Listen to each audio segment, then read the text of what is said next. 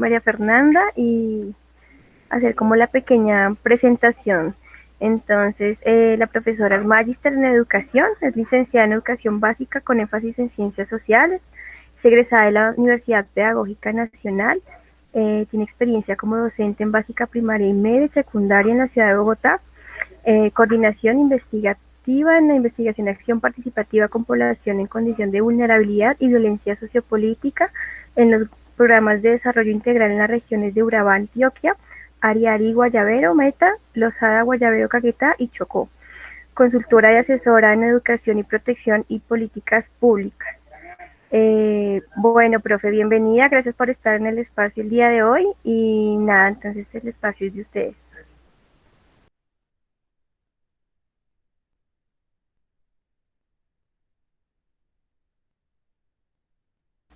Tienes el micrófono apagado, creo, profe. Lo siento, sí. Muchas gracias, muchas gracias. Muchas gracias a quienes están presentes aquí. Agradezco pues en verdad profundamente la invitación, sobre todo pues poder unirme al camino de todas las personas que están aquí presentes, porque pues sé que tienen un gran interés en la pedagogía rural y pues que piensan mucho sobre el desarrollo de sus comunidades, pues basados en una pedagogía sentida y pensada desde sus territorios. Entonces, nada, pues para mí es todo un gusto estar aquí. También estuve acompañándolos el año pasado. Eh, Estoy segura que algunos de ustedes de pronto no estaban en este curso, de pronto otros sí, en el diplomado anterior. Y pues nada, entonces pues Alejandra, me decías que no cuentas con la posibilidad de proyectar las diapositivas. No, profe, porque me está fallando el compu, entonces está como lento. Ok, Qué vale. pena. Entonces voy a intentarlo desde aquí. Voy a apagar mi cámara para mejorar la conexión. Entonces, nada, ya denme unos segundos e iniciamos.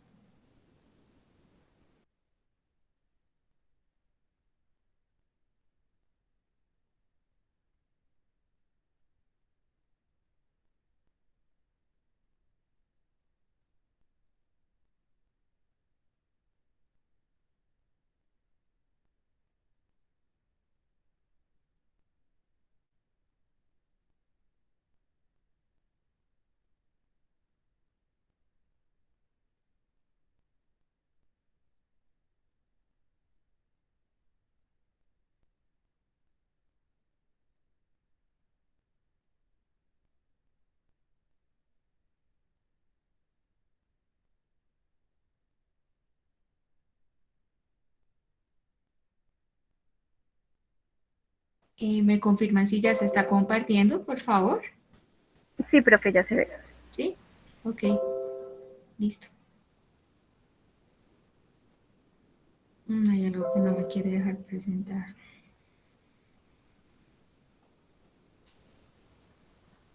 Ok, bueno. ¿Listo ya? Sí, profe. Listo, bueno, pues muchas gracias. Entonces, nada, el diplomado Campesinado de Educación Rural para esta sesión, pues cuenta con una actividad o eje temático denominado las escuelas rurales y su relación con la comunidad. Entonces, yo me permití hacer pues una pequeña interpretación desde mi lugar de maestra sobre este tema.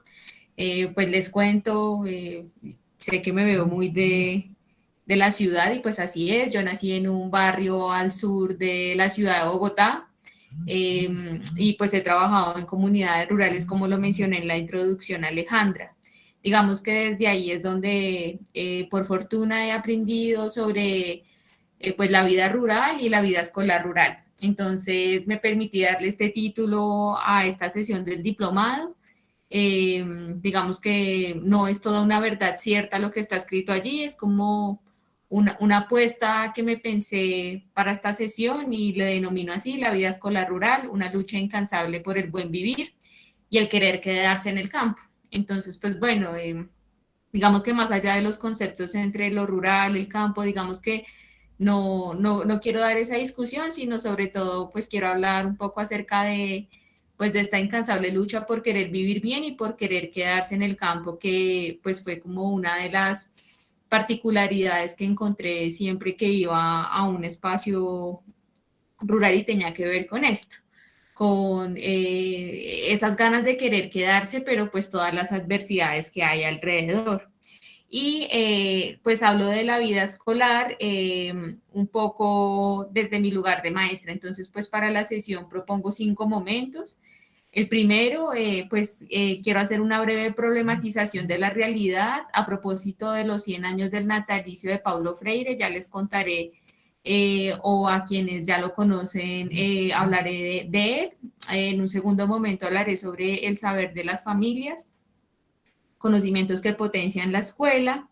En un tercer momento hablaré sobre una idea, pues teniendo en cuenta que el diplomado hoy busca hablar sobre la relación entre la comunidad y la escuela. Quiero hablar sobre la escuela de padres y el analfabetismo parental. Entonces ya pues puntualizar en eso y estoy segura que muchos lo asociarán porque creo que todos en el lugar en el que estemos y si hemos estado vinculados a la escuela, si tengamos hijos o no, sabemos un poco que es una escuela de padres. Entonces me interesa hablar del analfabetismo parental, entre comillas. En un cuarto momento hablaré sobre el proyecto educativo comunitario y al final de la sesión propiciaré un espacio de diálogo. Entonces, todas estas preguntas, inquietudes, intervenciones, interpelaciones que quieran hacer a mi intervención, en el quinto momento las abordaremos y pues nada, será como el espacio más enriquecedor e importante de esta sesión, el momento de sus voces. Entonces, bueno, ¿de qué les quiero hablar en un principio? Pues en primer lugar, vieron que la sesión tiene como el concepto de vida en su introducción. Entonces, bueno, pues digamos que hablar de la vida como tal no hace parte del interés del diálogo que quiero traer aquí en este encuentro, sino que quiero hablar de la vida en relación a la escuela como, pues como un lugar donde existimos. No quiero hablar de la escuela como un espacio pensado académicamente, qué es la escuela, los autores que han hablado de la escuela, bueno, tantas cosas que podemos hablar de esta desde ese rigor académico, pues ese tampoco es el interés que traigo de aquí. Yo quiero iniciar desde una breve mirada del contexto latinoamericano, pues especialmente de nuestro contexto colombiano, y pues puntualmente acudo a esta lucha histórica que hemos tenido por no dejar cortar todas las raíces, pues ya nos cortaron bastantes, ¿no? Y ya puntualmente diré por qué. Y esto tiene que ver con estas raíces que hemos luchado porque no se acaben, que no sean, digamos que arrancadas, y tiene que ver con que pues desde la invasión europea a nuestros territorios pues ha habido un incansable interés por parte de otros también por desarraigarnos un poco, por arrancar estas raíces. Pues después de esta invasión europea, que pues puntualmente me refiero a lo que mal se llama el descubrimiento de América y todo el proceso de colonización por el que hemos pasado, pues igual estas dinámicas de violencia se han transformado, ¿no? Contamos con nuevas dinámicas de violencia, nuevos invasores, pero también contamos con el interés de muchas y muchos por querer quedarnos, por no dejar romper, por cortar, eliminar esta raíz, y ahí es donde surge ese querer quedarse. Creo que muchos nos resistimos, aunque ya muchas raíces estén cortadas, desde quienes somos mestizos, desde quienes son indígenas, desde quienes son afro. Hemos sentido que pues unos tenemos las raíces más cortadas que otros y que otras, ¿sí? Pero sin embargo nos resistimos y queremos quedarnos en cierta parte pues con toda esta vida latinoamericana que hemos construido desde el sur, ¿no? Entonces, bueno, desde distintos lugares creo que la ruralidad no se interpreta de esta forma. y nuestra ruralidad pues que es bastante extensa en tamaño, pero pues está minimizada en los imaginarios de todo nuestro país, ha sido pues retada, empujada, obligada, expulsada, desplazada y sin embargo tenemos un sentido por el querer quedarnos. Y bueno, por eso pongo aquí esta breve diapositiva sobre el querer quedarse. El querer quedarse desde la raíz. Sé que desde de pronto si hay en los presentes personas que tengan procesos de formación académica eh, relacionada con el tema de lo que es el rizoma, lo entenderán, pero para quienes no, igual, creo que esto es como una metáfora muy básica, pero muy bonita. Y es como cuando pensamos en estas plantas que tienen lo que se denomina el rizoma, estas plantas que le crecen tantos tallos, por lo general lo asocio desde mi conocimiento con el jengibre, es esta metáfora biológica donde pues hay plantas que echan muchas raíces y muchos brotes y esto las hace fuertes y entonces si uno las quiere arrancar, por ejemplo como la yuca también, si uno la quiere arrancar es muy difícil porque tienen muchas raíces y creo que así somos nosotros. Y muchas de estas tienen, no soy experta en biología, no sabría si las que estoy nombrando lo sean, pero sé que muchas plantas en esta base de la idea del rizoma, si las tratan, si les cortan tallos, igual les vuelven a crecer, igual nacen otros. Y pues en Colombia, desafortunadamente, ante la violencia, pues así tenemos frases, ¿no? Como miles nacerán.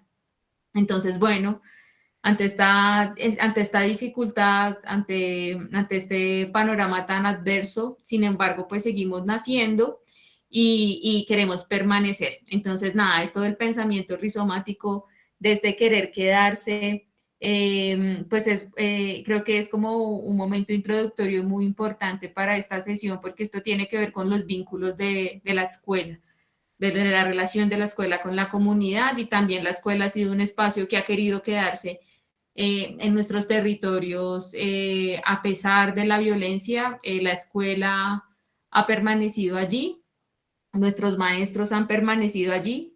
Entonces, digamos que ese es como el punto de partida que quiero poner de este querer quedarse, por eso lo coloqué allí, entre comillas, y creo que este querer quedarse es una de las eh, eh, acciones más valerosas que campesinado, los indígenas, los afros, los afromestizos han hecho en los territorios, porque esto es lo que ha llevado a proteger realmente nuestra ruralidad.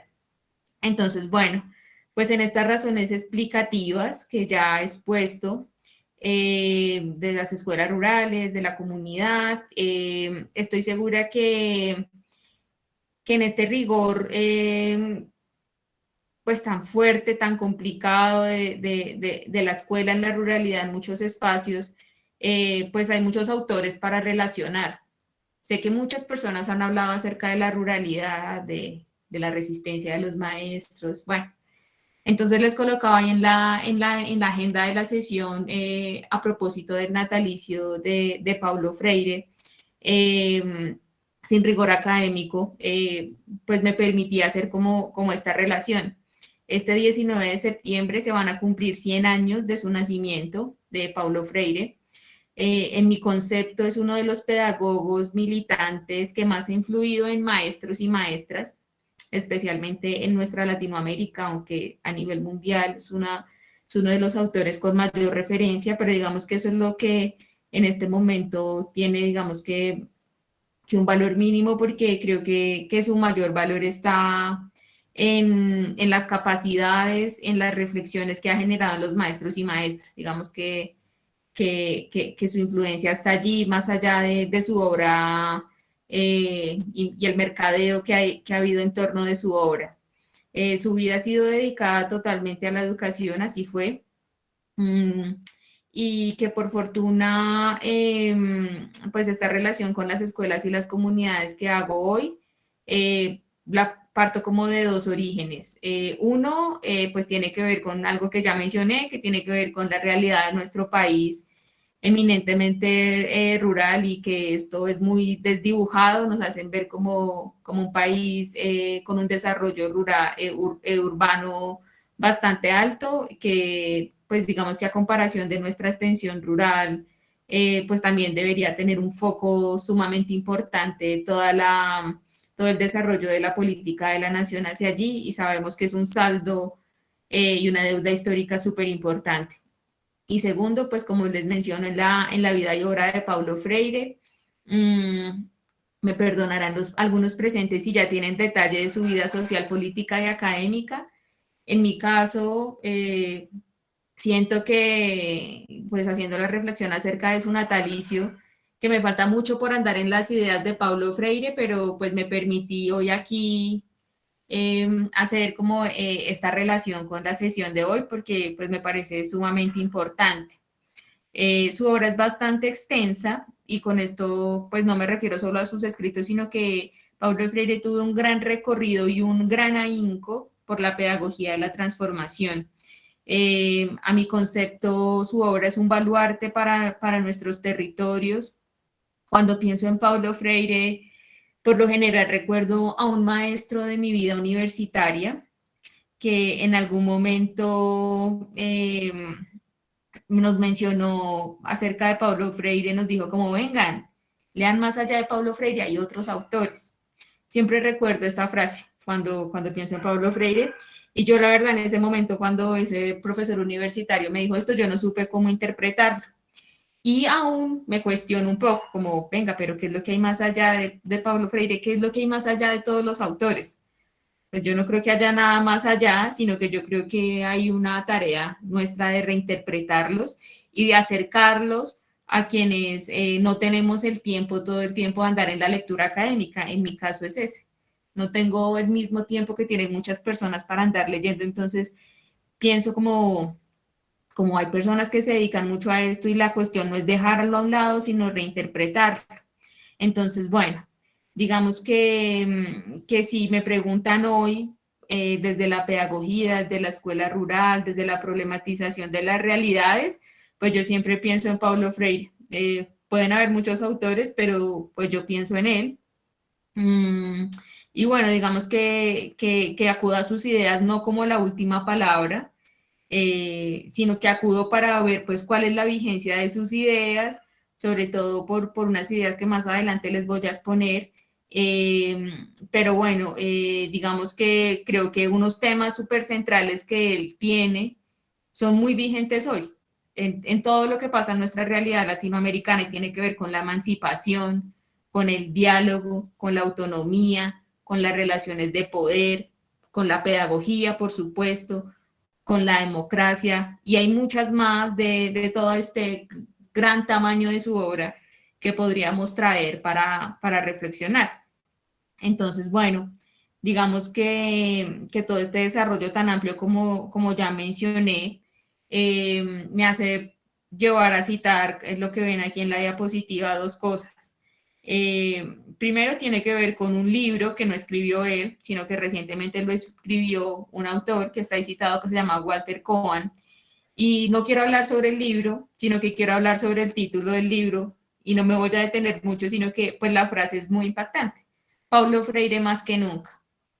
Paulo Freire más que nunca, y esto tiene que ver con las reflexiones que últimamente se han hecho acerca de lo relevante que es Paulo Freire para la pedagogía latinoamericana, para nuestras escuelas, con lo relevante que es la relación que propone, pues en el marco de las relaciones sociales, yo la pondré ahí para nuestra sesión en la relación comunidad-escuela, cómo su considerar de la acción pedagógica, digamos, desde los campos de la pedagogía crítica, problematizadora, la pedagogía del oprimido, la pedagogía de la esperanza, son enormes, pero hay una que particularmente quiero traer hoy aquí y tiene que ver con la pedagogía del diálogo. Entonces, bueno, esa pedagogía del diálogo la relaciono con esta frase que está aquí, y que ya había de pronto un poco mencionado y tiene que ver con que Paulo Freire en algún momento le preguntaron acerca de sus ideas, de cómo, como qué hacer con sus ideas, como que había como siempre cuestionando al autor desde su lugar político, como si se estuviera tomando su obra como un manual, como algo a lo que seguir. Y creo que él siempre fue muy claro en la importancia de la transformación de las mismas ideas, haciendo referencia a las suyas propias. Entonces, en esa cita él respondió, dijo, siempre digo que la única manera que alguien tiene de explicar en su contexto alguna de mis proposiciones es precisamente rehaciéndome y no siguiendo. Para seguirme, lo fundamental es no seguirme. Y creo que esto es súper fundamental para una pedagogía pensada desde lo rural, para reflexionar en torno no solamente al campo pedagógico como la escuela, sino a toda actividad de enseñanza, de escucha, de diálogo que ocurre en nuestros territorios. Y es que hay una necesidad importante de rehacer las ideas que llegan a nuestros territorios y no seguirlas tal cual, sino que lo fundamental está en eso, en no seguirlas, sino en repensarlas, en rehacerlas.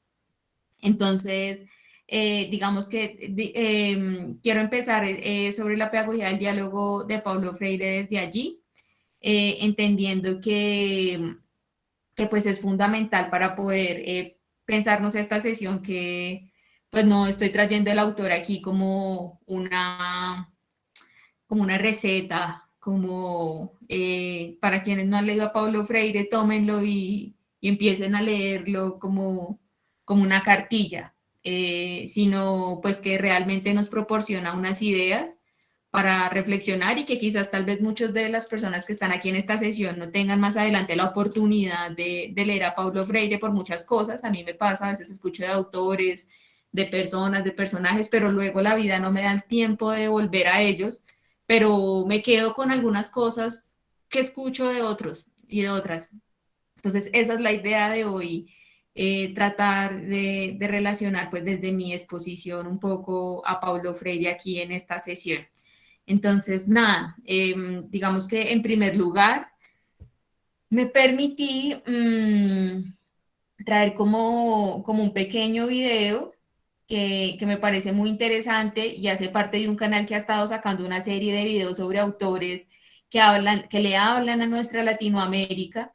Y nada, pues como bien dice Paulo Freire, enseñar nos exige escuchar, como bien dice ahí. Entonces, nada, pues me están escuchando a mí, creo oportuno que también escuchemos a otras personas. Hace rato no proyecto un video en la plataforma Meet, entonces me perdonarán, me voy a tomar unos segundos para hacerlo, entonces voy a dejar de compartir y voy a revisar la posibilidad de hacer la proyección del video.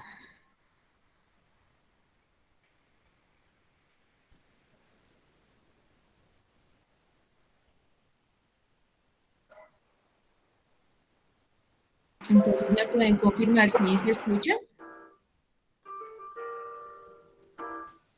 Sí, profe, se escucha. Sí, Sí. gracias.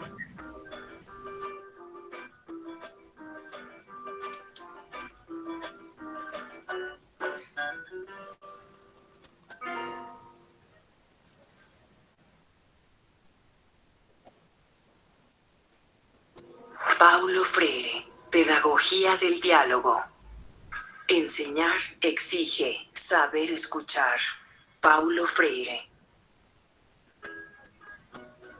Para nosotros, mapuches del sur de América, quechuas de los Andes, nahuas de Mesoamérica, guayús de la Guajira, la escuela ha sido principalmente tristeza y socavación de lo que somos. A cuento de la unidad de nuestras naciones y de la modernización, nuestra realidad educativa ha sido la represión de nuestras lenguas hasta casi su aniquilación. La imposición del castellano no solo fue la adquisición de otra lengua. Las lenguas no llegan solas. La palabra del poderoso se impuso en la escuela como única expresión válida, y con ella un mundo ajeno a nuestra identidad y a nuestra cultura. Con el castellano La escuela traía un mundo de contenidos sin sentido para nosotros, una rigidez y una severidad donde nuestros saberes no tenían lugar y aprender ya no era una alegría. Desde la segunda mitad del siglo XIX, con la llegada de los modelos y valores positivistas en toda América, lo indígena se convierte en un lastre que debe superarse. Representa para la legislación y las concepciones dominantes el anacronismo que obstaculiza el acceso de las naciones a la modernidad. Dos vías se impusieron: el exterminio o la integración a los valores y lengua dominantes por medio de una escolarización que negó sistemáticamente las culturas y saberes de los otros.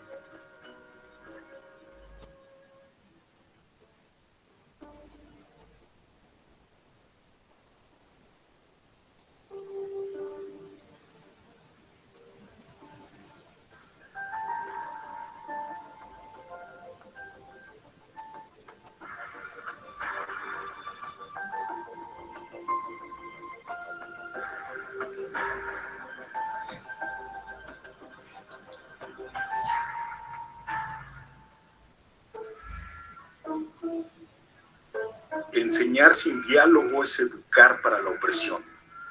Forzar la inteligencia creadora a la repetición de ideas y acciones preconcebidas. La educación puede ser cómplice de la desigualdad, de la deshumanización y del sufrimiento. Es cómplice cuando pone todo el conocimiento de un lado y supone que la ignorancia y la carencia están del otro. Los que saben y los que no saben. En esta concepción, educar es llenar de conocimientos unas mentes vacías y sin criterio. Aprender es memorizar aunque no se comprenda. Aceptar, sobre el principio de la mayor autoridad y poder de quien enseña, que su dicho es verdad sin discusión. Pero para Paulo Freire, entre aprendices y educadores, pueden hacer un diálogo en el que ambos aprenden, donde el conocimiento no es algo dado, sino una construcción que se produce en un proceso común. La naturaleza social e histórica del acto de conocimiento. Ese diálogo enseñante es también creador. En el seno de quien se creía ignorante hay un saber y una capacidad de conocer que constituye la base de la independencia, que fundamenta la búsqueda por transformar la realidad social opresiva en que viven los desposeídos y los pueblos en los que Freire reconoce la posibilidad de una nueva pedagogía. En ella, la verdad es conocimiento reflexivo y acción práctica. Un conocimiento orientado a comprender la realidad histórica en que las personas viven y una acción reflexiva capaz de erigir a los pueblos como formadores de su historia. La educación como una práctica de la libertad.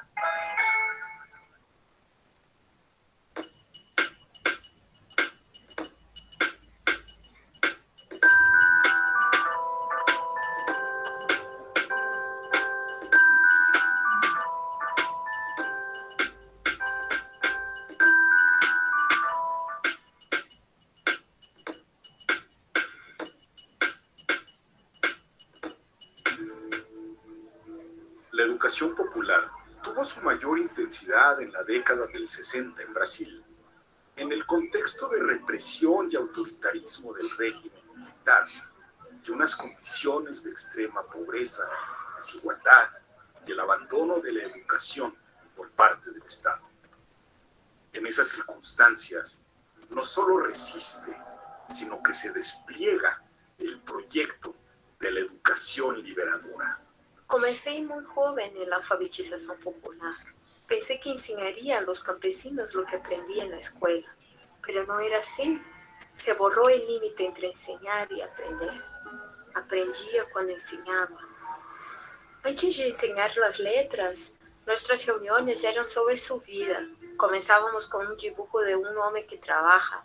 Entonces ellos nos enseñaban todo lo que eso implicaba, las relaciones del campo, las tradiciones de los campesinos, su relación con los patrones. Las palabras estaban llenas de un mundo que yo desconocía. Esos campesinos pobres y analfabetas me traían una cultura. Así, la palabra trabajo se llenó de las duras e injustas condiciones de esos trabajadores, pero también de las posibilidades de organizarse y transformarlo en un impulso creativo y dignificador. Para leerlo, teníamos que dialogar, y en ese diálogo creábamos el mundo, y con él nos creábamos a nosotros mismos. Paulo Freire, Pedagogía del diálogo. Enseñar exige saber escuchar. Paulo Freire. Ok, ¿me escuchan? Sí, profe. Sí, la escuchamos. Gracias. Listo. Entonces, bueno, dando continuidad aquí a la sesión, después de este video que pues me parece importante también pues traerlo porque Paulo Freire también hablaba de la pedagogía de la comunicación y me parece que en un mundo donde hoy vemos una serie de productos comunicativos, videos de toda índole, creo que hacer este tipo de videos también es un cierto tipo de resistencia, de comunicar los procesos históricos de quienes han aportado tanto pues al desarrollo de la historia de nuestra Latinoamérica desde diferentes campos. Me parece importante darle espacio a ellos y hay gente que se dedica a trabajarlo mucho.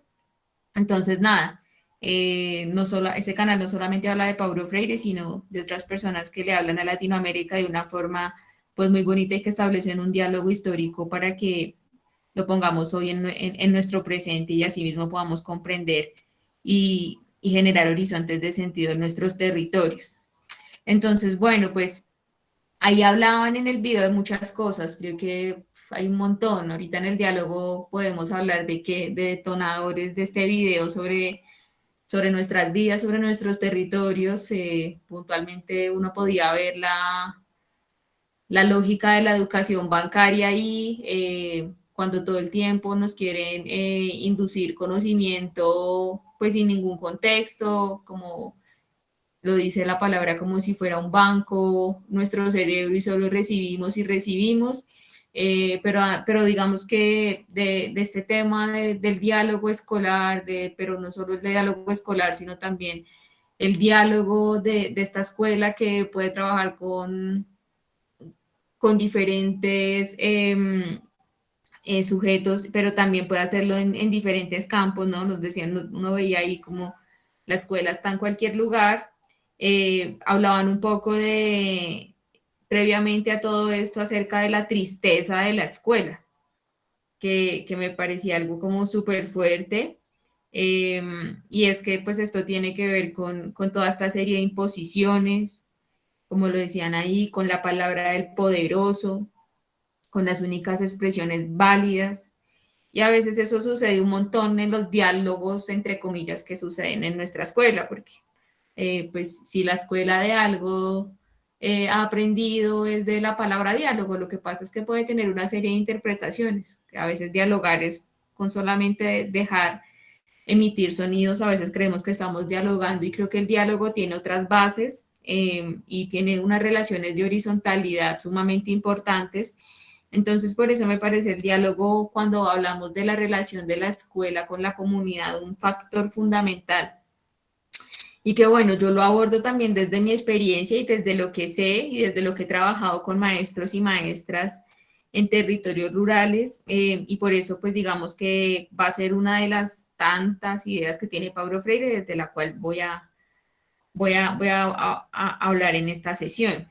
Y es que bueno, a veces estas únicas expresiones válidas en nuestros campos escolares y organizativos ocurren y bueno, pues yo quiero hablar de estas tantas relaciones de la escuela que requieren, pues como la palabra lo dice, dialogarse y puntualmente quiero hablar de la relación escuela-familia y el diálogo. Entonces, mi punto es que entre la relación familia y escuela hay aspectos inacabados e inacabables del saber, pero estos no son del todo reconocidos, no son del todo reconocidos. A veces parece que el diálogo estuviera acabado en lo que el maestro puede enseñar y ya, y está acabado en lo que el maestro cree que el estudiante puede aprender.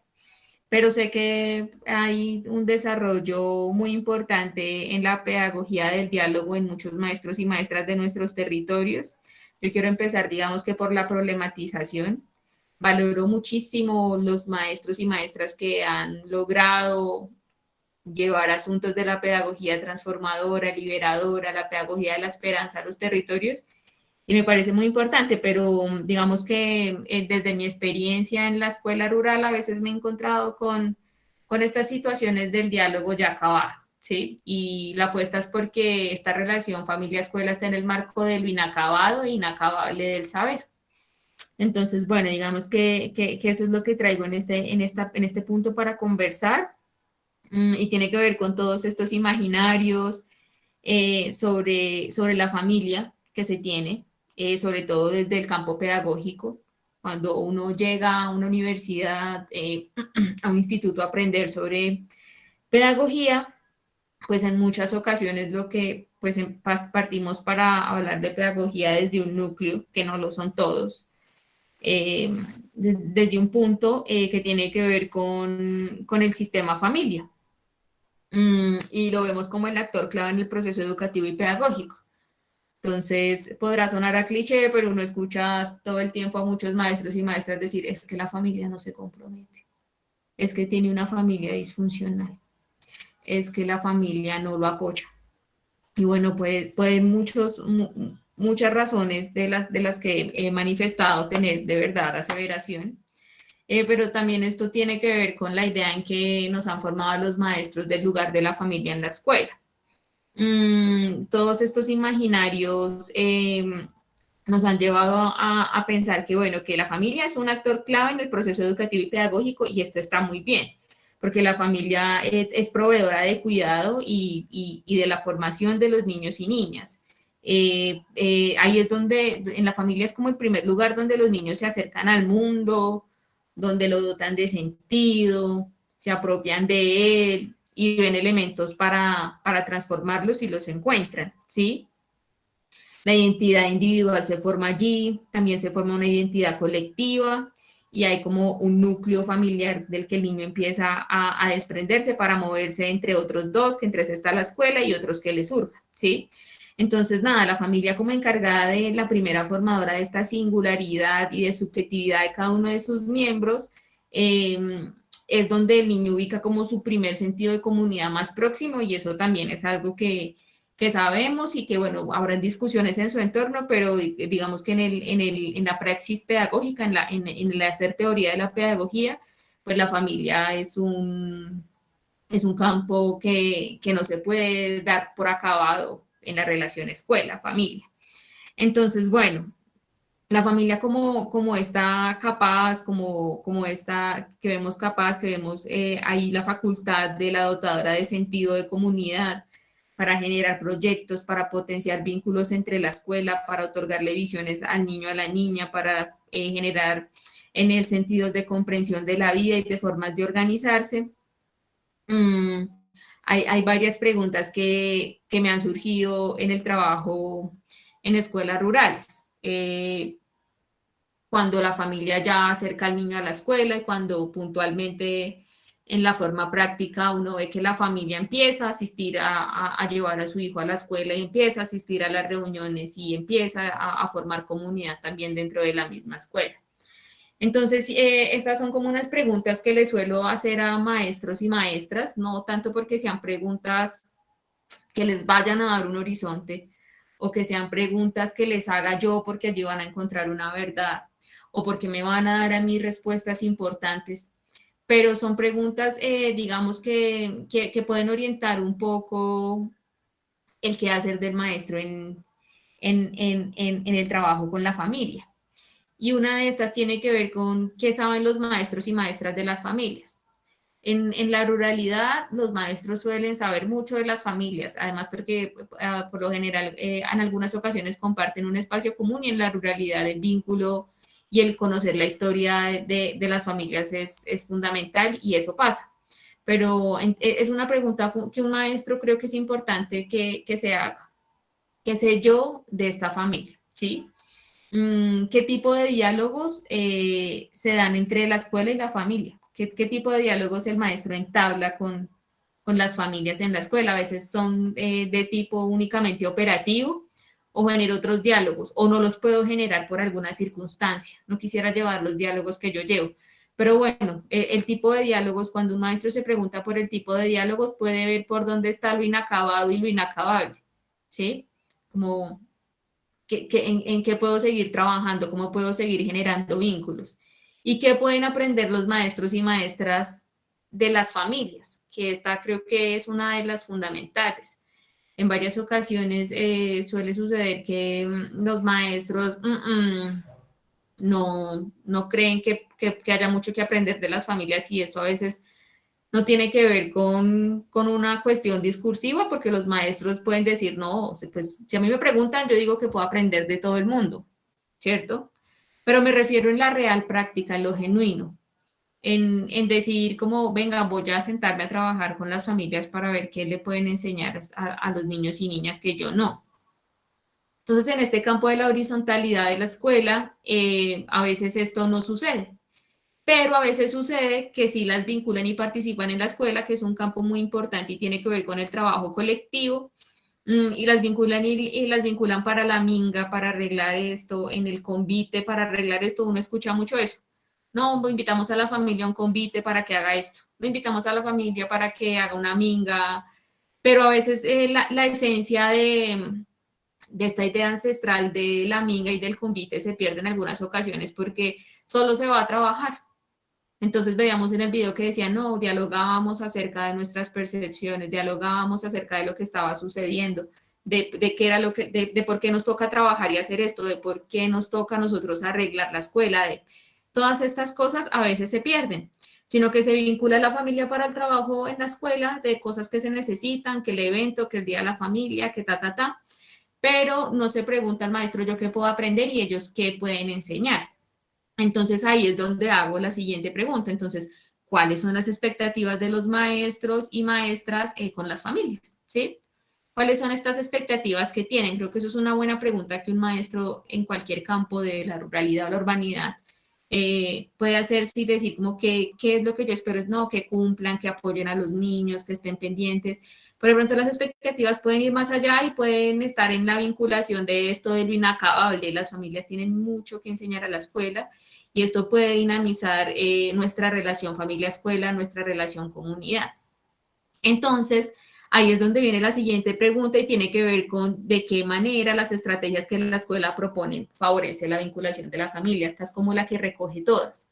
Entonces, si el maestro no tiene una estrategia pensada en el marco de una, por ejemplo, en el marco de un pensamiento holístico, del buen vivir, de donde los niños y niñas puedan compartir de cierta forma con sus familias en un campo de aprendizaje distinto al del hogar, pues digamos que difícilmente la familia va a poder constituirse como una relación genuina donde se puedan generar estos campos de diálogo y de transformación en nuestros territorios.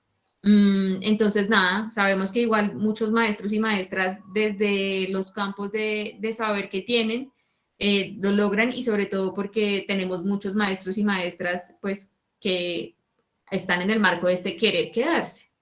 Se han formado como maestros, pero se han quedado en sus territorios y sí logran hacer todo digamos que esta movida entre lo inacabado y lo inacabable del saber, porque ellos mismos están en esta circunstancia.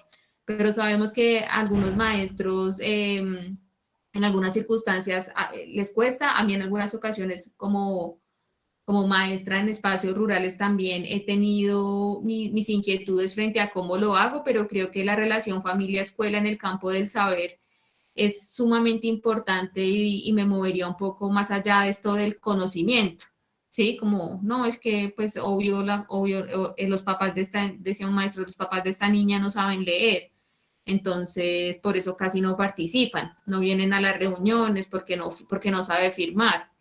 Cosas así, entonces uno dice, ¿cuáles son las estrategias de vinculación en el contexto? Entonces, bueno, ahí es donde me muevo a un siguiente punto y que tiene que ver con el saber de las familias, ¿cierto? Entonces, familias entre comillas y sin conocimiento, la escuela de padres y el analfabetismo parental. Mm, Esto tiene que ver con algo bien particular y es que no solo, o sea, toda la escuela en sí, toda la escuela y la educación a veces infantiliza el lugar de las familias en el desarrollo formativo de los niños, de las niñas, los adolescentes en varias ocasiones. Y esto especialmente cuando se basa la formación de los padres, madres y cuidadores desde la carencia. Entonces, lo que acaba de nombrar. Entonces, se minimizan los conocimientos y a veces se hacen la centralidad, la formación en pautas de crianza. En algún momento alguien me decía, necesitan de verdad que formen a estos papás en pautas de crianza, porque estos niños van mucho al baño, porque el niño a veces es grosero, porque no se come todo, porque desperdicia la comida.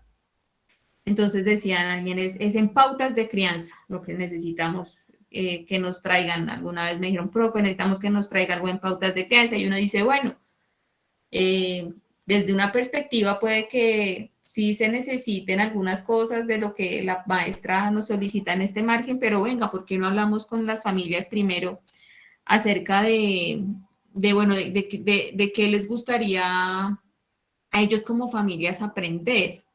Pero qué nos pueden enseñar sobre todo en el marco de la escuela y de estas problemáticas que se dan. Entonces, las reuniones de lo que llaman la escuela de padres, que hace parte también de las políticas educativas, ¿sí? Hagamos escuelas de padres para que los padres vayan a la escuela y se formen porque no saben ciertas cosas. Y bueno, pues primero escuela de padres es un tema y un nombre que se debe cuestionar desde entrada, la escuela de padres. Me decía alguien como, ¿y es que van solo los papás, solo van los hombres? Y uno como, uy, desde ahí, desde la entrada, como que no es la escuela de padres. Alguien decía, la escuela de familias. Bueno, listo. Tiene mejor acervo, suena mejor. Pero por lo general uno dice, hagamos una escuela de padres urgente. O alguien, la escuela de madres y padres, la escuela de cuidadores. Bueno, pues digamos que a veces necesitamos, es como a nivel general, hacer escuela, ¿no? O sea, la escuela, o sea, no debería estar segmentado, necesitamos hacer escuela. Las familias, los papás, las mamás, los cuidadores, la abuela, hace parte de la escuela. Y no hay un analfabetismo allí, porque muchos de ellos, aunque no pasaron por la escuela, pues saben de relaciones sociales, saben cómo en su familia se relacionan, ¿cierto? Entonces, bueno, yo creo que un paso para la transformación de la escuela familia puede considerarse desde este campo que es ahora tan frecuentado como escuela de padres. Yo veo allí un espacio potente donde se le puede invitar a todos quienes son cuidadores en la escuela a plantear temas relevantes de y para la vida escolar, preguntándoles esto, ¿qué les gustaría aprender para la vida en familia, por ejemplo? Esta puede ser una pregunta de apertura para conocer qué pueden convocar para construir relaciones basadas en la igualdad y el afecto para la familia y la escuela.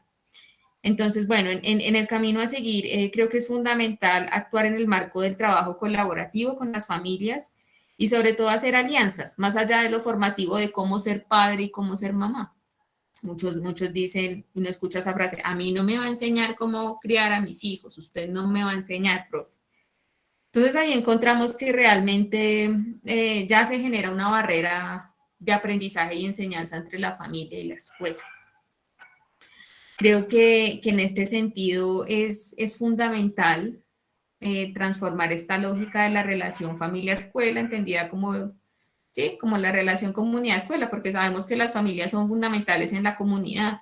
Cuando una familia tiene alguna diferencia con quienes están dirigiendo la escuela, sabemos que esto empieza a romper la comunidad. empiezan los cuestionamientos hacia los maestros de la comunidad, lo que hacen, y a veces pues en el marco de nuestra realidad social también pone a los maestros en peligro desde ciertas perspectivas, porque a veces generamos estas barreras por considerar que la escuela es como la que puede decir cómo la familia debe ser. Y yo pienso que eso es un diálogo que se debe generar. Me parece fundamental. Entonces, bien, pues también digamos que en esta infantilización, eh,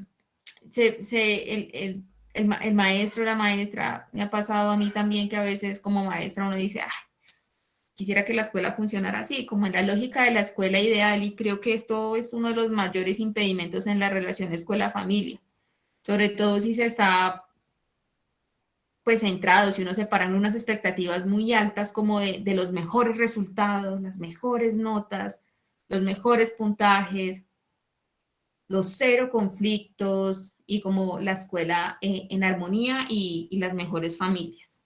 Las mejores familias en mi escuela. Entonces, nada, pues de entrada esta visión tiene cero potencia, pues desde mi perspectiva. Digamos que esto ahí también va para el diálogo, porque esto le genera una doble tarea al profesor, porque es necesario formar las familias perfectas para los estudiantes perfectos y ya llega la triple tarea de la expectativa rota de la escuela perfecta.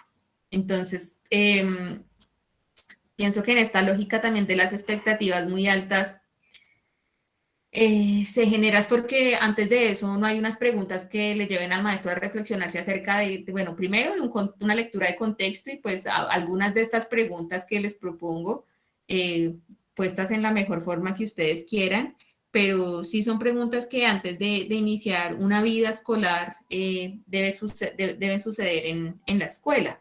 Y sobre todo también para en este marco grande que puse, que el maestro quiera quedarse, ¿sí? Este querer quedarse.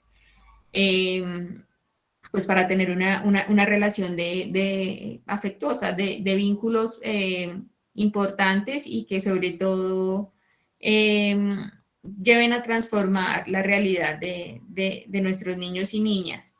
Entonces, yo pienso que considerar transformar estas altas expectativas por estas acciones valorativas que parten de estas preguntas que el maestro se puede hacer, que no tienen que ser estas que yo expongo, sino las que el maestro pueda plantear para iniciar su reflexión, pueden encaminar a los maestros y maestras a conocer y a vincular los conocimientos y prácticas de las familias. Pero entonces uno a veces dice, pero ¿cómo me acerco más a ello? ¿Qué les digo? ¿Qué podemos hacer?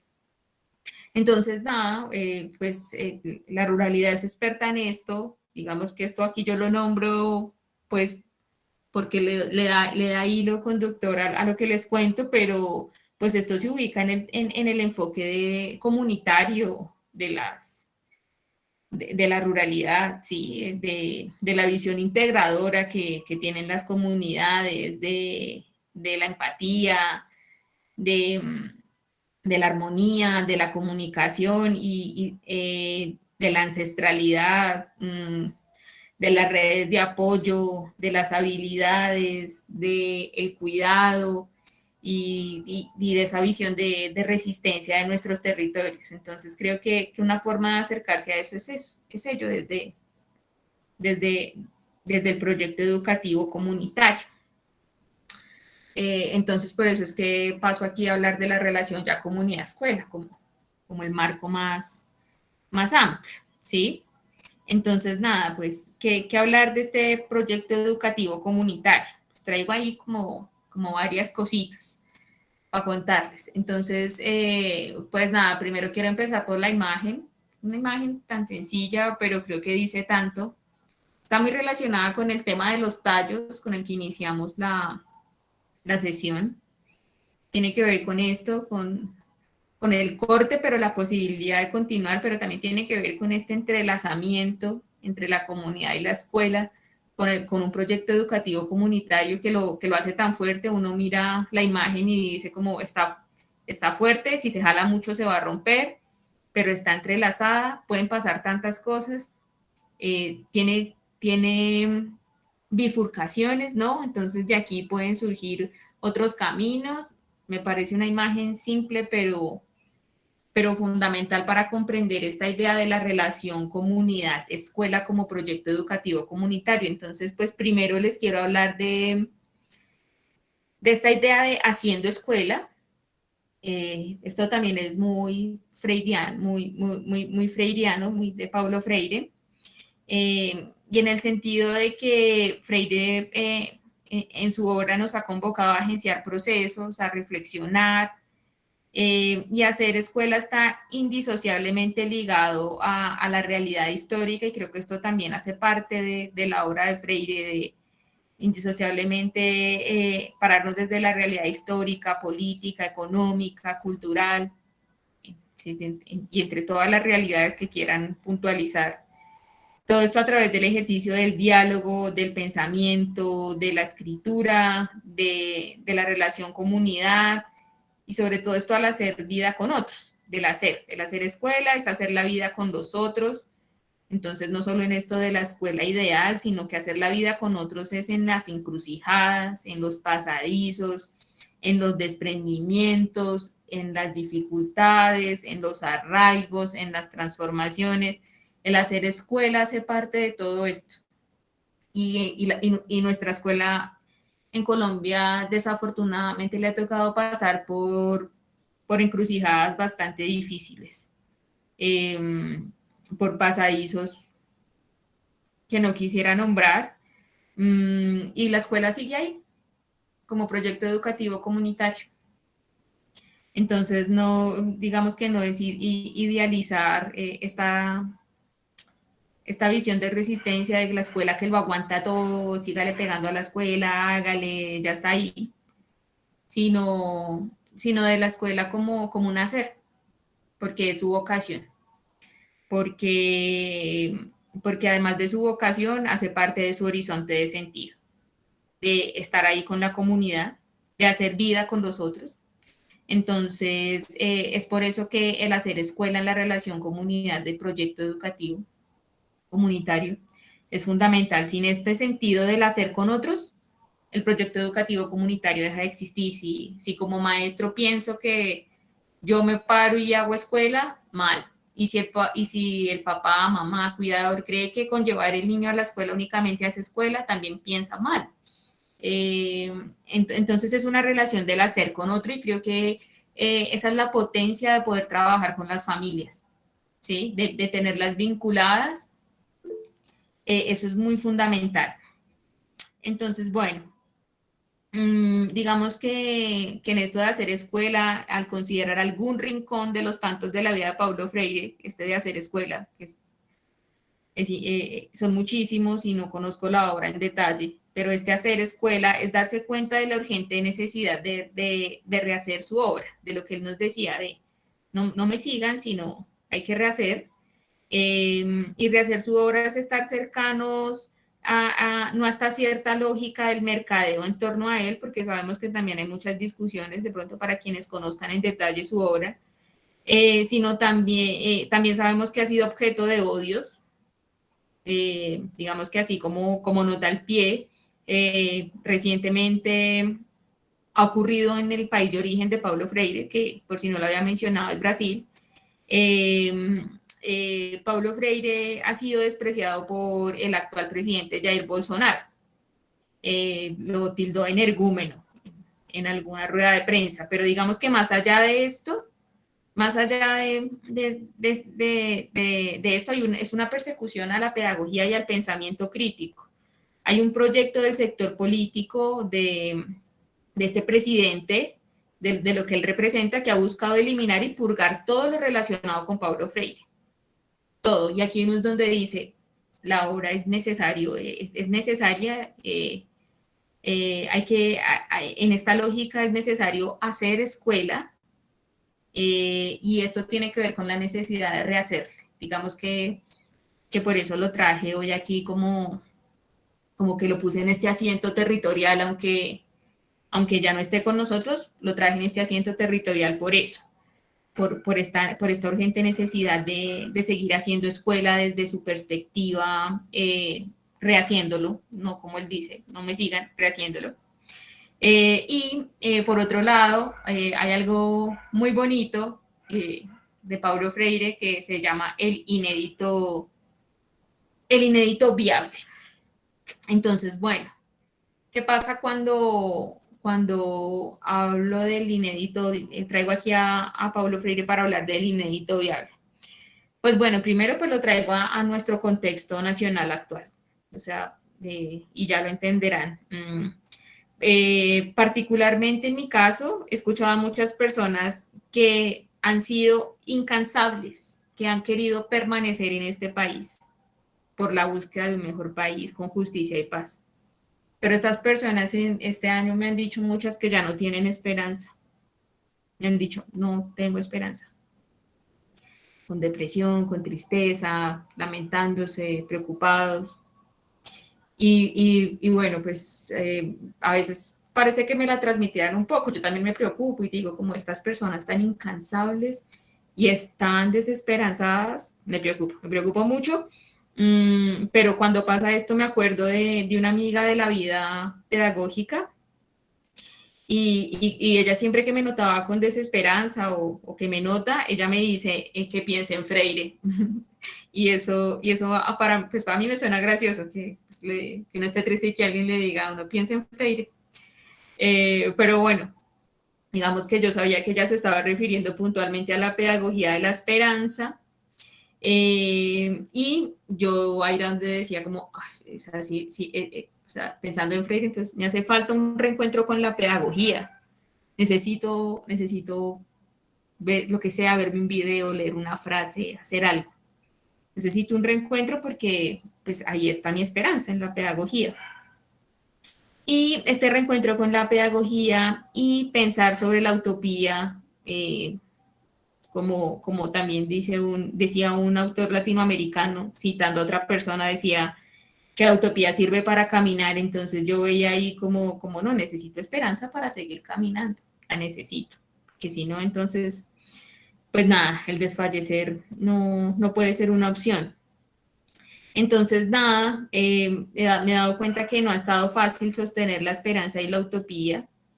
Y pienso ahí y recuerdo algo que mencionaba Paulo Freire en la obra de Pedagogía de la Esperanza, y él habla de lo inédito viable, que fue una traducción que alguien hizo en un país sobre su obra cuando él estaba hablando, alguien lo tradujo como, cuando hablaba de la pedagogía de la esperanza, dijo el inédito viable, así lo tradujo. Entonces, pues, es como lo inédito viable en sentido de la esperanza. Yo pues lo interpreto de varias formas y sé que muchas personas también lo han interpretado así y ya están escritos sobre ello.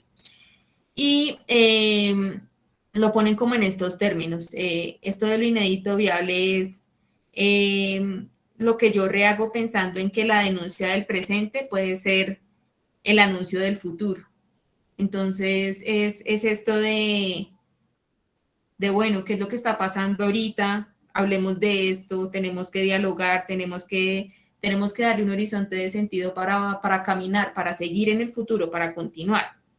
Entonces, esto de lo inédito viable en este sentido me parece bastante significativo. Me parece que en el proyecto educativo comunitario la pedagogía de la esperanza tiene un valor importantísimo. Sabemos que como maestros, maestras o vinculados de una forma a la relación comunidad-escuela, a veces no sabemos cómo continuar. Sabemos que el contexto es muy complejo, muy denso, pero nada, pues no sé, de pronto si en algún momento piensan en desesperanza, les puede pasar lo mismo que a mí, pensar en Freire, pensar en la pedagogía de la esperanza, pensar en la posibilidad de la transformación, pensar en que las relaciones de la escuela son fundamentales para transformar nuestra realidad latinoamericana, que allí han habido imposiciones, silencios, nos han llevado a formas de relacionarnos que en este momento también son las mismas que nos tienen en crisis, que la escuela ha sido un objeto, un aparato también, pues para llevarnos en este momento a estar en una crisis inviable, pero también sabemos que las circunstancias también nos han llevado en el mismo proyecto educativo comunitario a generar otras formas de estar en comunidad y de estar en escuela. Entonces, por eso, pues, me pareció fundamental. Y finalmente, cerrando ya un poco mi intervención, porque me interesa mucho escucharles, el compromiso con la vida rural y el buen vivir. Paulo Freire fue un comprometido con la vida rural. El buen vivir, digamos que ya es como un nuevo concepto que lo relaciono allí con su obra, pero creo que el compromiso con la vida rural y el buen vivir son fundamentales en la relación escuela-comunidad. Existe este camino del buen vivir, es un camino muy, muy, muy bonito que se ha venido forjando. Digamos que no me quiero detener en autores expertos sobre el tema del buen vivir. Creo que es una frase que nos habla y al mismo tiempo nos cuestiona. Puede ser interpretado de varias formas este asunto del buen vivir. Está además decir que el compromiso de la pedagogía rural y el buen vivir merece una discusión que cuestione las imposiciones que han venido haciendo que han venido haciendo a las escuelas desde las lógicas de responsabilidad social, entre comillas. Cuando yo pienso en el buen vivir en la escuela, siempre pienso en la invasión. Siempre pienso en la invasión porque en lo que he estado en los territorios veo que en el marco de, entre comillas, la responsabilidad social, han querido llevar a la vida rural una serie de nuevas formas de buen vivir, entre comillas, que las comunidades rechazan o que se adaptan porque, digamos que las llevan sin contexto y las llevan como, sí, como elementos de valor, entre comillas, como cosas que son un plus para la comunidad, pero que al final tienen otro entramado.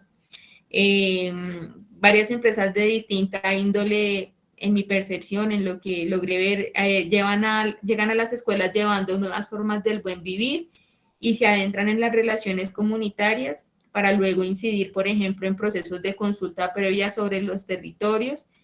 Y ahí es donde viene la lucha por el querer quedarse, porque llega la minería, llega la petrolera, pero llega con la responsabilidad social, enseñando prácticas de buen vivir, con el panel solar, etcétera, con un montón de cosas que claramente las comunidades rurales necesitan y pueden decidir si las quieren tener o no, de acuerdo a su horizonte de sentido, pero cuando llegan de esa forma como un premio por existir en lo rural, como llegamos aquí porque podemos traer esto para ustedes, pues el compromiso con la vida rural puede llegar a ser cuestionado cuando nuestros territorios empiezan a ser afectados ambientalmente, políticamente, por este tema de la responsabilidad social, y entonces el buen vivir cambia de sentido. Entonces me parece muy importante que el compromiso con la vida rural y el buen vivir sea uno de los pilares del proyecto educativo comunitario, toda vez que a veces, pues desafortunadamente los maestros tienen unas relaciones jerárquicas que deben respetar. Entonces les llega al maestro como la notificación de que va a llegar una empresa con responsabilidad social, hablarle a los niños, a las familias acerca de un proyecto pedagógico que tiene que ver con el cuidado del ambiente, pero todo esto tiene atrás un trasfondo, como les digo, que a veces impacta en temas de consulta previa en los territorios, pues para la llegada del tema del saqueo de los recursos, y otras lógicas que llegan al territorio a través de esto que a veces sé que como maestros nos cuesta poder decir no porque sabemos que tenemos un lugar jerárquico, en la jerarquía, perdón, y no podemos realmente a veces accionar frente a esto realmente de una forma directa.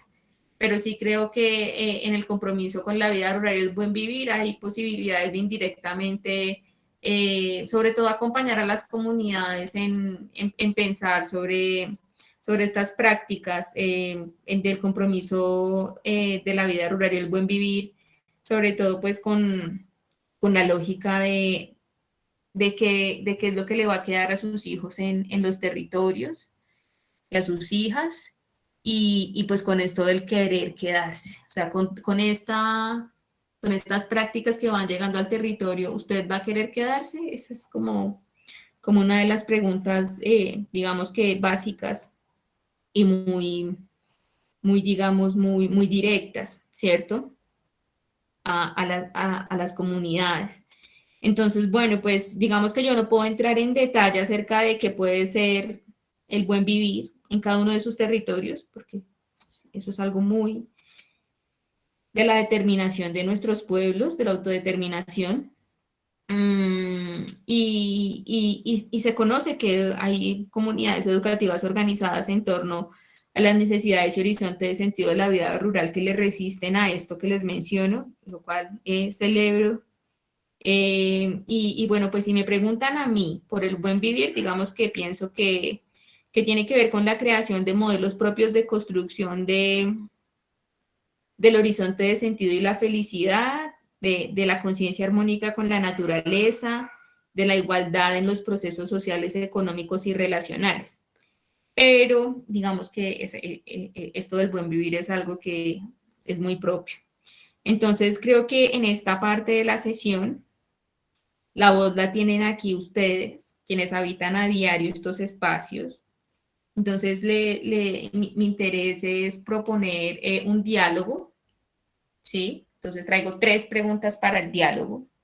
Digamos que la apuesta de este diálogo, que sea, pues para que sea más enriquecedor, me gustaría que no solo se dirigiese a mí, sino que se entrelacen entre las preguntas e intervenciones de los otros, que si alguien dijo algo, usted también le pueda hacer una pregunta o le pueda ayudar con una idea más o le pueda hacer alguna sugerencia, bueno, todo lo que tiene que ver con el diálogo. Entonces, las 3 preguntas que traigo para el diálogo, la primera de ellas tiene que ver con qué reflexiones surgen cuando escuchamos la frase querer quedarse. La otra tiene que ver con qué relaciones necesita la escuela rural con la comunidad en el sentido más que nunca. Eso que escuchábamos de la obra de Paulo Freire, sobre la obra que alguien escribió sobre Paulo Freire más que nunca. Entonces, ¿qué relaciones necesita la escuela rural con la comunidad en el sentido más que nunca? Y la tercera tiene que ver con qué nos hace pensar el inédito viable sobre la relación escuela-comunidad. Entonces, son esas 3 preguntas que traigo para el diálogo. Espero que me hayan escuchado bien. No sé si haya alguna eh, pregunta en el chat y yo no la haya percibido. Pero bueno, entonces creo que lo ideal es pegar las preguntas en el chat y sé que probablemente algunos van a tener que pensarlo. Entonces, si no hay una intervención en este momento, voy a pegar las preguntas en el chat y damos 5 minutos para que cada uno y cada una, si logra las 3 preguntas o las que logre o la que decida hacer, estén ahorita en un espacio de intervenciones.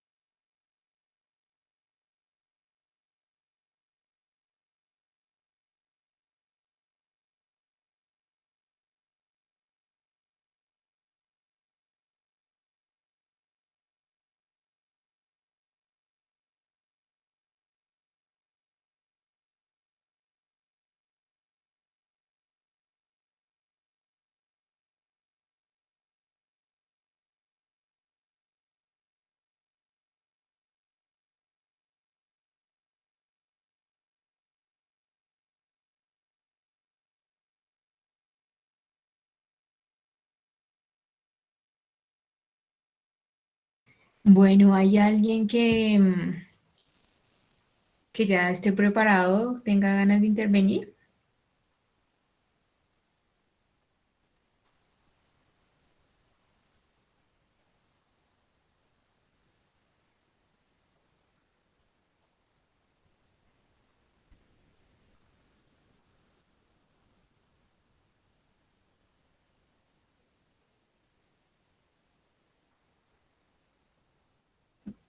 ¿O requieren Buenas más tiempo en tardes. escuchar? Hola, Ana Carolina. Hola. Primero, darte las gracias. Muy chévere la presentación. Nos muy bacano. Me siento muy identificada con todos. También soy profe, trabajo en el Líbano y soy rural. En el colegio en el que estoy trabajando ya hace 11 años. He vivido muchas cosas y he mandado muchos con la comunidad, con los estudiantes. Y pasa todo, toda la comunicación permanente con el gobierno, con las críticas de calidad que pretenden siempre pues, mejorar los resultados, pero mentiras que todos se lo roban, no, eso ha sido nada, ya vivencia. Pero me parece muy interesante esa posibilidad, ¿no? Ofrecer a las comunidades esa relación que puede existir entre la escuela y el entorno, sí, porque hay que cuenta algo, saber que cuando estamos convencidos de eso, siempre vamos a ser muy importante a la, se hiciera siempre en los espacios a veces y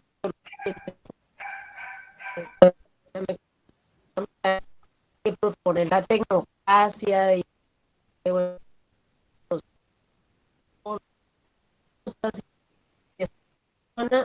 está bien, pero eh, pobre, no, no, falta de todo, bueno, cosas,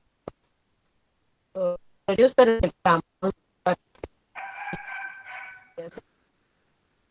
como también están las cosas en las casas, tenemos el problema de que se puede quedar con el agua, estamos aquí,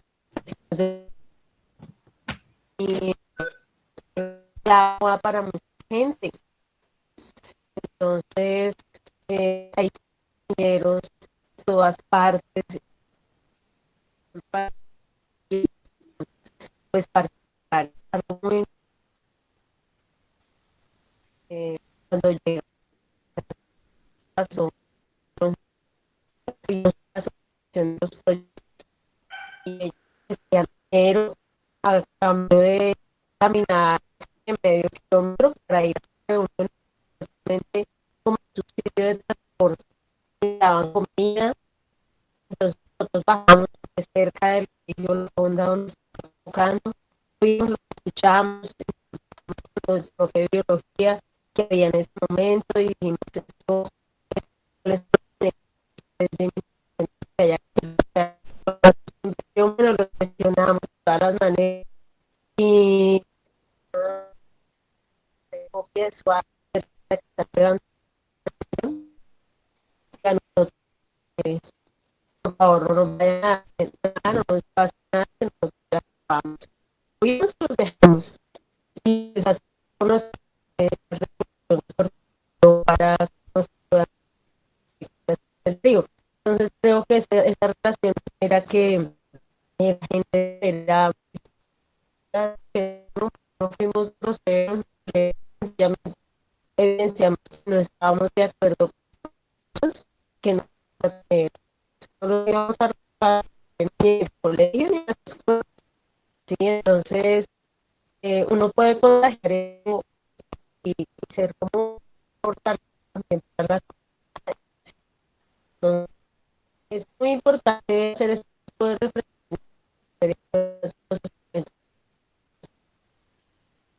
Se puede, que no es fácil, porque pasan muchas cosas que no se puede hacer y hay mucha gente haciéndolo. Sí, que tiene a veces en una anonimato, distanciamiento de la urbanidad y de cualquier forma de comunicación, pero hay que hacer cosas, creo que es inédito ya, pero así es que nos la pedagogía de la esperanza, que como el profe me compartirá, se llama María Alicia Castillo. Ella es profesional también y todo. Que la idea es,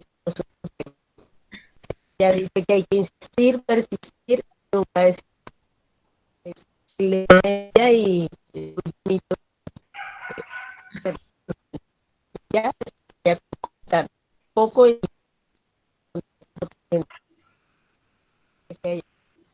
gracias.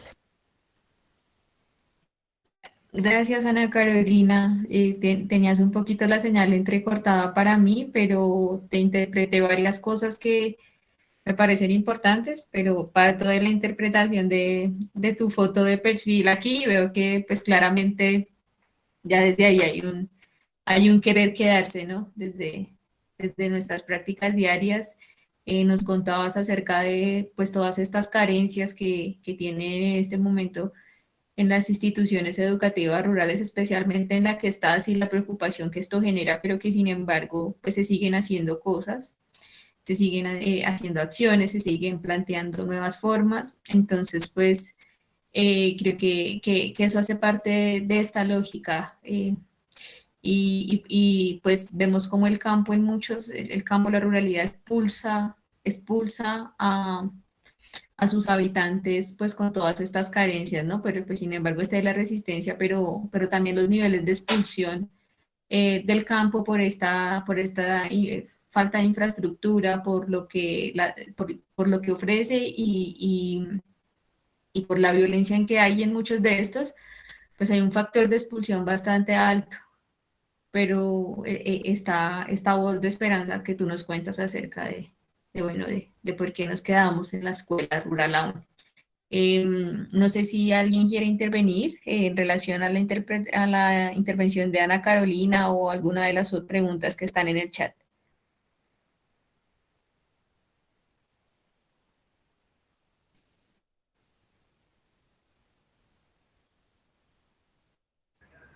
Bueno, yo quería hablar. Hola María del Carmen, ¿desde dónde Hola. me hablas? Hola, bueno, yo soy María del Carmen Tres Martínez, soy líder social de la comunidad Las Pavas y líder juvenil. Y bueno, actualmente estoy estudiando y con respecto a lo que dice mi compañera Ana acerca de las dificultades o todo lo que se le presenta en la educación rural, es verdad, o sea, estudiar en la ruralidad es en cierta parte a las personas que vivimos ahí o que nacemos en nuestras comunidades y en nuestro pueblo, se nos dificulta mucho porque como sabemos tenemos ciertas cosas en contra. Por lo menos hay una parte que yo quería resaltar, que es que muchos, como usted dice, que hay muchos profesores que van a estas zonas rurales, pero también hay partes que como que dificultan la educación, como son la falta de infraestructura, la falta de colegio, el tema de las vías. Eso como que es una de las dificultades que la educación rural se enfrenta. También el desplazamiento, la violencia. En mi pueblo carecíamos mucho de profesores porque mi pueblo como que está catalogado que está en una zona roja. Entonces los profesores, cuando la Secretaría de Educación los nombraba para allá, no querían ir por esta dificultad, porque estaba dentro de la zona roja, porque significaba peligro. Entonces yo estudié con algunas carencias en algunos tipos de conocimiento, como por lo menos no tenía profesor de ciencias sociales, no tenía profesor en matemáticas y en inglés. Entonces cuando salgo y pues me toca salir porque en mi colegio, en mi pueblo no hay una institución universitaria o educación superior, cuando salgo a especializarme, porque bueno, yo decía, yo voy a estudiar sociología para cuando me gradúe llegar a mi pueblo y comenzar a dar clases acerca de este tema social, y ya como que ayudo a solventar esta dificultad en los profesores en esta área. de cuando salgo y me enfrento a la educación que dan en las ciudades, que es muy diferente a la educación que dan en la ruralidad, porque nosotros estamos como que más ambientados al tema del campo, a las prácticas que se hacen en el campo, y cuando salgo acá y me enfrento a la educación que se practica o se da acá en la ciudad, no se me dificultó, pero sí me dio como que un poco duro, porque es acostumbrarme a ciertas maneras de dar conocimiento y ciertas diferencias entre la educación rural y la educación urbana.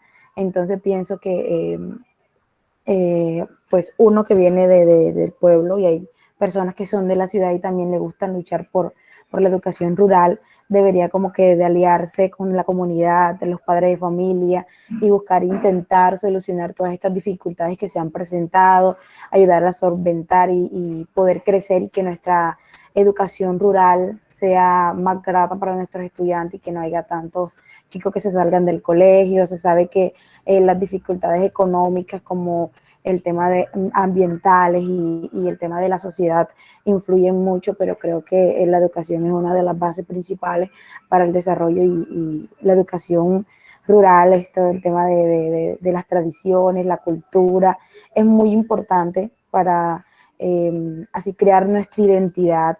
Y como dice la frase de la primera pregunta, creo que esa es una de las cosas que siento que nos identifica, que es que querer quedarme, querer quedarse en su pueblo e intentar ayudar a que mi comunidad crezca, que estos niños que quedaron allá reciban un conocimiento muy grato, fundamentado desde la cultura, desde, o sea, esa parte siento que es muy importante, como que fortalecerla en las comunidades. Gracias, María del Carmen, por tu intervención. Muy interesante, un llamado, pues, fundamental para nuestros gobernantes, y tiene que ver con que, o sea, no están las condiciones para querer quedarse. Pues antes las personas han resistido por su amor a su territorio, por su vocación rural. Si no hay estas condiciones, no nos podríamos quedar, dirían algunos, pero ha sucedido. Entonces, pues yo agregaría ahí a la relación a tu importante intervención como también el más que nunca, ¿no? Más que nunca necesitamos nuestras propias infraestructuras, más que nunca necesitamos nuestro desarrollo educativo propio en nuestra ruralidad. Alejandro, buenas tardes, te escucho y Buenas te tardes, escuchamos. compañeros. Buenas tardes. Profesor. Querer que esa pregunta me evoca dos cosas y me parece muy valiosa esta discusión. Primero, porque de mi parte volví al campo para quedarme. Y he escuchado frases de campesinos que versan sobre no querer quedarse, pero en medio de las dificultades. Para nadie es un secreto que tenemos la nación más desigual de América Latina. Sobre todo el índice de ruralidad, el índice Gini de ruralidad lo demuestra con unas cifras aterradoras. Parece que se forma la semana. Leí hace poco que en Colombia existe pobreza rural e indigencia rural. Ujú. ¿Sí? Entonces, imagínense, somos los creadores de la comida, del abastecimiento alimenticio para la nación, pero somos los más pobres, ¿sí? Imagínense que actualmente 7% de tierra está en manos del 13% de propietarios. El 80% de los pequeños campesinos tienen tan solo una unidad agrícola familiar, es decir, que son microfundistas, o sea, que se dedican solamente a pequeños lotes para la producción. Bueno, eso con la primera pregunta. Con relación a la escuela rural, mi compañera, la profesora Ana Carolina, lleva 11 años luchando por una comunidad rural, luchando contra la burocracia estatal, luchando con la corrupción que se roba los recursos de niños en carretera, ir a la escuela, de vecinos sin las maneras básicas para poder cuidar para la subsistencia de la nación. ¿sí? Entonces, es un esfuerzo muy grande que hacemos desde la ruralidad para establecer los planes de convivencia, una convivencia con armonía, una convivencia del buen vivir, como la profesora sugiere, a través de una acción social comunitaria que de verdad beneficie la ruralidad, beneficie a los puestos de campo. Y con relación a la tercera, lo inédito viable, eso me parece tan mágico. Realmente Paulo Freire amaba lo que hacía y todos los educadores que amamos lo que hacemos sabemos que va a salir como los salmones. Y inédito viable es que de repente lo que pensamos y lo que soñamos vamos a hacerlo real. Si no seguimos soñando, desaparece. Hemos visto el deterioro de nuestra ruralidad, hemos visto cómo la memoria histórica tiende a desaparecer, con los conflictos, incluso los hacedores de los manifestos que gobiernan la sociedad, no han vendido una idea de que el campesinado no vale nada. En vez de vendernos una idea de que el campesinado es el que nos abastece en recursos primarios y puede llevarnos a qué, a consolidar una nación, un nivel de igualdad, sobre todo en el hecho de cómo hacemos que las distribuciones sean equitativas y la justicia y el buen vivir. Básicamente eso puede contribuir a la equidad. Alejandro, muchas gracias. La información que nos das al principio de la intervención creo que es fundamental para todas las personas que estamos aquí. Las cifras son notorias en la desigualdad que vive nuestra ruralidad hoy, las nuevas formas de miseria que se están constituyendo por la desvalorización de lo que sucede en la ruralidad, de la vocación que tiene, por la negación a toda su potencia. Me parece fundamental y me parece mágica tu intervención. Yo creo que de pronto alguien quiere continuar en línea con la intervención de Alejandro o responder alguna de las preguntas, reflexionar en torno a la sesión o quiere contarnos algo de su territorio.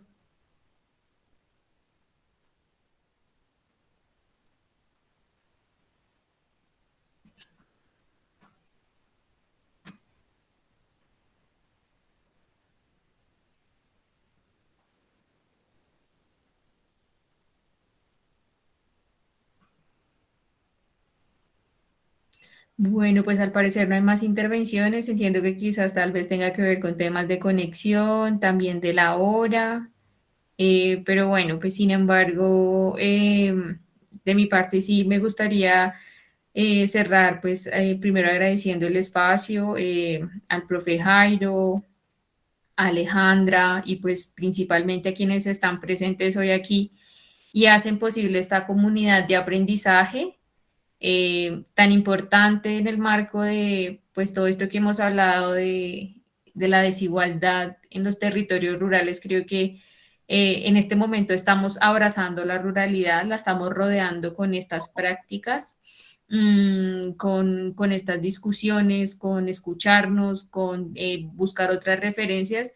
Creo que pasan los años y desafortunadamente sentimos que sigue estando presente la injusticia, pero también pasan los años y seguimos abrazando la ruralidad, pasan los años y seguimos resistiendo en torno a ella. Como decía María del Carmen, se juntan personas que no hacen parte de la ruralidad y vienen a defenderla y la defienden los que están ahí. Entonces, pues, tomando un poco la palabra de Alejandro, pues en verdad me parece mágico que estén aquí, que estén un viernes aquí queriendo estudiar y escuchar a alguien que tiene algo por decir sobre la ruralidad. Eh, y pues nada, espero que sigan construyendo y transformando esta realidad y que pues sigan en el marco de esto de lo inédito viable, que sigan ahí, que no olviden la posibilidad de la esperanza como el camino, aunque se vea muy lejos, la transformación, cada paso nos va llevando a la ruralidad que nos soñamos, todas y todos. Entonces, pues nada, un abrazo y que estén muy bien. Gracias, Alejandra. Gracias, profe Jairo. Hasta luego. Listo, profe. Hasta luego. Chao. Muchas gracias. Chao, chao.